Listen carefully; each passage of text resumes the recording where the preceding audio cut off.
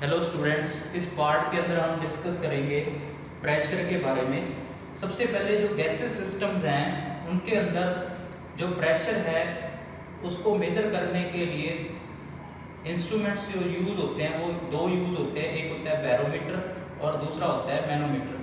जो बैरोमीटर है, बैरोमीटर का जो यूज़ है वो यूज़ होता है to find out the pressure in case of gases mixture. और हम ये कह सकते हैं कि बैरोमीटर से हम जो मेज़र करेंगे वो मेज़र करेंगे एटमॉस्फेरिक प्रेशर को। जैसा कि आपको पता है कि अर्थ के अराउंड एक गैसेस का इन्वेल्प है जो कि डेवलप हुआ है due to the gravity pull of earth. और उस एटमॉस्फेयर के अंदर जो गैसेस मॉलिक्यूल हैं they continuously exert a force on the surface of earth. और जो वो फोर्स एक्सर्ट करते हैं पर यूनिट एरिया पे अर्थ के, दैट इज एटमॉस्फेरिक प्रेशर। तो जो एटमॉस्फेरिक प्रेशर है वो मेजर होगा बैरोमीटर द्वारा। अब बैरोमीटर के अंदर बेसिकली है क्या, एक कॉलम का यूज किया गया है जिसकी हाइट 76 सेंटीमीटर से ज़्यादा है और उसको मरकरी से फिल करके एक कंटेनर के अंदर इन्वर्ट कर दिया गया। इस इन्वर्टेड फॉर्म में जब मरकरी होगा तो मरकरी अपने वेट के कारण डाउनवर्ड मूव करेगा। अब सेम टाइम पे इस कंटेनर के अगर आप साइड पे देखोगे तो एटमॉस्फेरिक प्रेशर एक्सर्ट हो रहा है और एटमॉस्फेरिक प्रेशर जब एक्सर्ट होगा मरकरी के ऊपर तो उस वजह से मरकरी की मूवमेंट अपवर्ड होगी कॉलम के अंदर। तो आप देखोगे कि दो अपोजिट फोर्सेस काम कर रहे हैं। मरकरी अपने वेट के कारण इस कॉलम में से डाउनवर्ड मूवमेंट शो करेगा, जबकि एटमॉस्फेरिक प्रेशर के कारण मरकरी का जो लेवल है वो इस कॉलम में राइज करेगा।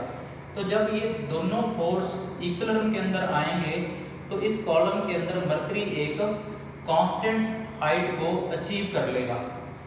अब जब ये मेजरमेंट्स सी लेवल पे की गई और टेम्परेचर जो मेंटेन किया गया वो 0 डिग्री सेंटीग्रेड था और सी लेवल पे जो एक्सेलरेशन ड्यू टू ग्रेविटी है उसकी वैल्यू 9.806 मीटर पर सेकंड स्क्वायर थी और जो मरकरी इसमें यूज किया गया उसकी डेंसिटी थी 13.59 ग्राम पर सेंटीमीटर क्यूब।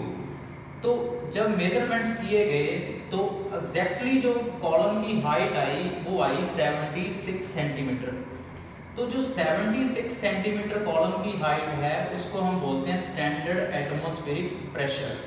तो बेसिकली स्टैंडर्ड एटमॉस्फेरिक प्रेशर है क्या, pressure exerted by exactly 76 centimetre column of mercury at 0 degree temperature measured at sea level where acceleration due to gravity having the value of 9.806 meter per second square with the density of mercury being 13.59 gram per centimeter cube। अब जो standard atmospheric pressure है वो जो place है उसके height के according क्या होगा, चेंज होगा। सी लेवल पे एटमॉस्फेरिक प्रेशर क्या होगा, मैक्सिमम होगा। तो जो एटमॉस्फेरिक प्रेशर की वैल्यूज हैं वो place to place, condition to condition क्या करेंगी, वेरी करेंगी। बट जो स्टैंडर्ड यूनिट है 1 atm that is equal to 76 centimetre of the mercury. जो हाइट है कॉलम की, मरकरी के कॉलम की हाइट बैरोमीटर के अंदर। अब 1 centimetre is equal to 10 millimetre, it means 76 mm of mercury होगा और 1 mm of mercury is equal to 1 torr, it means 1 atm आएगा आपके पास 760 टॉर। अब इसके अलावा एक और यूनिट प्रेशर की यूज होती है दैट इज बार और 1 atmospheric unit is around about equal to 1.01 bar. अब सेकेंडली अगर हम प्रेशर की इक्वेशन देखें तो प्रेशर की इक्वेशन होती है H into rho into G. H is the height, rho is the density of the liquid and G is the acceleration due to gravity. अगर हम हाइट को पुट करें 76 सेंटीमीटर और इसको कन्वर्ट करेंगे according to the system of measurement, density mercury की put करें 13.59 gram per centimetre cube, acceleration due to gravity की वैल्यू पुट करें तो आपके पास जो वैल्यू आएगी इस प्रेशर की इन terms of pascal that will B 101,325 pascal. और अगर हम नियर अबाउट वैल्यू लिखें तो वो होगी 10⁵ पास्कल। तो जो पास्कल है वो प्रेशर की SI यूनिट है, इट मींस 1 atm। अगर आप न्यूमेरिकल कैलकुलेशन करोगे तो राउंड अबाउट उसकी वैल्यू पुट करोगे आप 10⁵ पास्कल। इसी तरह से 1 बार जो होगा वो भी 10⁵ पास्कल के इक्वल होगा। अब इसके बाद जो नेक्स्ट पॉइंट राइज हो रहा है वो ये है कि इस बैरोमीटर के अंदर जो लिक्विड फिल किया गया वो मरकरी ही क्यों यूज किया गया। इसके अंदर इंपॉर्टेंट पॉइंट क्या है कि जो कॉलम की हाइट है that is inversely proportional to density of liquid. तो जितना ज्यादा लिक्विड डेंस होगा उतना ही कॉलम की हाइट क्या होगी, कम होगी, और जितना कॉलम का हाइट कम होगा ऑब्जर्वर के लिए उतनी ही कन्वीनियंस रहेगी रीडिंग्स को मेजर करने के टाइम। तो according to the convenience of observance mercury की जो डेंसिटी है वो बहुत हाई है, इस वजह से जो कॉलम की हाइट होगी ना वो कन्वीनियंट रहेगी ऑब्जर्वर के लिए रीडिंग लेना। बट अगर हम ऐसा लिक्विड फिल कर दें जिसकी डेंसिटी बहुत लो हो तो कॉलम इतनी ज़्यादा हाइट का बढ़ेगा कि ऑब्जर्वर को मेजरमेंट्स में क्या आएगी, डिफिकल्टी आएगी। अब जैसा कि हम कंपेयर करें, अगर इस कॉलम के अंदर वाटर फिल होता तो वाटर की डेंसिटी 1 ग्राम पर सेंटीमीटर क्यूब है राउंड अबाउट। तो इस तरह से अगर आप कंपैरिजन करोगे तो अगर हम वाटर यूज करते तो हमें कॉलम जो बनाना पड़ता वो 76 सेंटीमीटर इंटू 13.6 हाइट का कॉलम बनाना पड़ता, और इतनी हाइट के कॉलम से ऑब्जर्वेशन लेना मुश्किल था। तो पहला केस मरकरी क्यों यूज हो रहा है, due to its high density जो कॉलम होगी इस बैरोमीटर के अंदर उसकी जो हाइट होगी वो ऑब्जर्वर के लिए कन्वीनियंट रहेगी। दूसरा पॉइंट, मरकरी का जो वेपर प्रेशर है वो निग्लिजिबल है, जबकि अगर कोई और लिक्विड यूज करेंगे तो उनका वेपर प्रेशर क्या है, हाई है। तो मरकरी का वेपर प्रेशर निग्लिजिबल होने के कारण भी मरकरी को बैरोमीटर के अंदर यूज किया जाता है। ये था एटमॉस्फेरिक प्रेशर के बारे में। अब कोई प्योर गैस है तो अगर हमने उसका प्रेशर मेजर करना है तो उसके लिए यूज होगा मैनोमीटर। मैनोमीटर के अंदर दो टाइप्स हैं, एक है क्लोज एंड मैनोमीटर और दूसरे हैं ओपन एंड मैनोमीटर। दोनों के अंदर आपको नजर आएगा कि 2 लिंब सिस्टम है। एक लिंब है जो वो बल्ब के साथ कांटेक्ट में है जिसमें गैस फिल है, और दूसरा कंपैरेटिवली लॉन्गर है। तो क्लोज्ड एंड मैनोमीटर कहाँ यूज होंगे, जहां पे जो गैस का प्रेशर है that is lesser than atmospheric pressure, तो उस केस में हम यूज करेंगे क्लोज्ड एंड मैनोमीटर। बट अगर आपने सभी केसेस पे अप्लाई करना है मेजरमेंट के लिए तो बेटर ऑप्शन है आपके लिए ओपन एंड मैनोमीटर।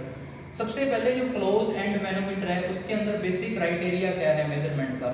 अगर आप यू शेप की ट्यूब में कोई भी लिक्विड फिल करोगे तो इक्विलिब्रियम स्टेज में उसकी जो हाइट होगी दोनों तरफ क्या होगी, इक्वल होगी। बट अगर आप क्लोज एंड मैनोमीटर में देखोगे तो इस तरफ गैस फिल है और यहाँ पे आपके पास वैक्यूम है। सबसे पहला पॉइंट आपने ये नोट करना है कि क्लोज एंड मैनोमीटर में मेजरमेंट करने के टाइम किसी भी तरह का मॉइस्चर नहीं होना चाहिए, अदरवाइज आपके प्रेशर की रीडिंग सही नहीं आएगी। अब जैसे ही इस गैस से प्रेशर एक्सर्ट होगा तो उसकी वजह से जो मरकरी है उसकी मूवमेंट होगी इस कॉलम के अंदर। तो जैसी मूवमेंट होगी तो जो इस तरह आप रेड पोर्शन देख रहे हो, ये वाला मरकरी मूव किया है किस वजह से, due to the pressure exerted by the gas. It means closed end manometer में गैस का प्रेशर मेजर करने के लिए क्या टेक्निक अप्लाई की गई कि जो गैस का प्रेशर होगा वो होगा difference in the height of the mercury in the 2 limbs. क्योंकि मरकरी अगर इस तरफ लॉन्गर वाले लिम्स में मूव कर रहा है वो मूवमेंट किस वजह से हो रही है, due to the pressure exerted by the gas. तो दोनों लिम्स में जो हाइट का डिफरेंस होगा that will be the pressure exerted by the gas. तो pressure exerted by the gas will be equal to difference in the height of mercury in the 2 limbs. But जो open end manometer है उसमें 3 case arise होते हैं। Open end manometer में सबसे पहले जो ओपन एंड है वहां पे जो एटमॉस्फेरिक गैसेस हैं वो प्रेशर एक्सर्ट करेंगी, जबकि इस तरफ से जो प्रेशर एक्सर्ट होगा वो एक्सर्ट होगा बाय द गैस। अगर तो इन दोनों लिम्स के अंदर मरकरी की हाइट इक्वल है, it means pressure of gas is equal to atmospheric pressure.